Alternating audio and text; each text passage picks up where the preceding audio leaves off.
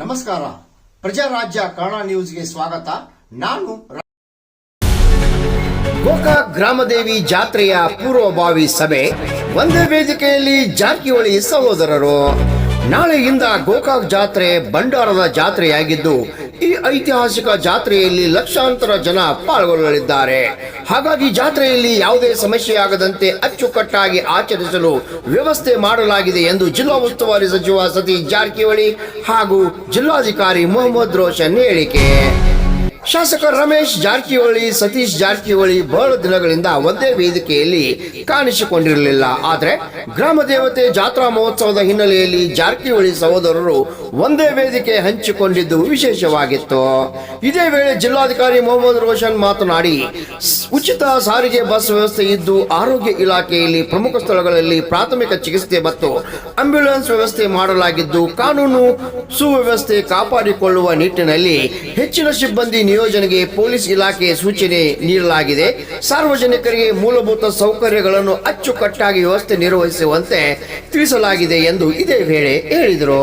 ರಾಮಗೌಡ ಪಾಟೀಲ್, ಪ್ರಜಾರಾಜ್ಯ Kannada news, Gokak. ಮಾಡೋ ಅವಕಾಶ ನಮಗೆ ಸಿಕ್ಕಿದೆ.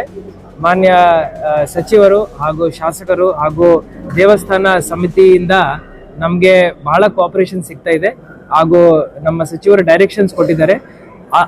ಅದರಂತೆ ಈ ಒಂದು ಐತಿಹಾಸಿಕ ಜಾತ್ರೆಯಲ್ಲಿ ಈ ವರ್ಷ ನಮ್ಮ ನಿರೀಕ್ಷೆ 15 ಲಕ್ಷಕ್ಕಂತ ಮೀರಿ ಭಕ್ತಾದಿಗಳು ಬರೋ ಸಾಧ್ಯತೆ ಇದೆ ಅಂತ. ಸೊ ಆ ನಿಟ್ಟಿನಲ್ಲಿ ನೀರಿನ ವ್ಯವಸ್ಥೆ, ಕುಡಿಲಿಕ್ಕೆ ನೀರು, ಶೌಚಾಲಯ ವ್ಯವಸ್ಥೆ ಹಾಗೂ ಲಾ ಅಂಡ್ ಆರ್ಡರ್ ಕಂಟ್ರೋಲ್ ಮಾಡಲಿಕ್ಕೆ ಹಾಗೂ ವಸತಿ ವ್ಯವಸ್ಥೆಗಳು ಎಲ್ಲವನ್ನು ನಾವು ಮಾಡ್ಕೊಳ್ಳಿಕ್ಕೆ ಲಾಸ್ಟ್ 1-2 ವಾರ ಮುಂಚೆ ನಾವೊಂದು ಪೂರ್ವಭಾವಿ ಸಭೆ ಮಾಡಿದ್ದೀವಿ.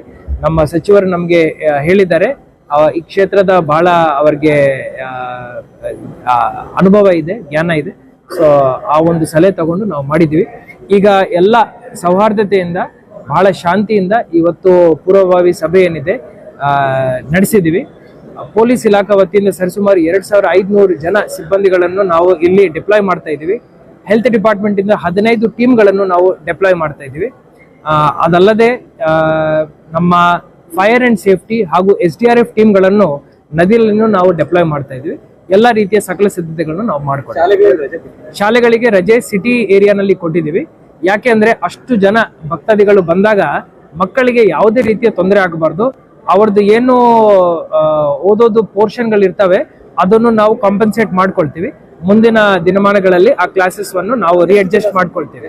9 ದಿನ ನಾವು ರಜೆವನ್ನು ಘೋಷಣೆ ಮಾಡಿದೀವಿ. ಯಾಕೆ ಅಂದ್ರೆ ಮೊದಲನೇ ದಿವಸದಿಂದನೇ 3-4 ಲಕ್ಷ ಜನ ಭಕ್ತಾದಿಗಳು ಬರೋ ಸಾಧ್ಯತೆ ಇರುತ್ತೆ.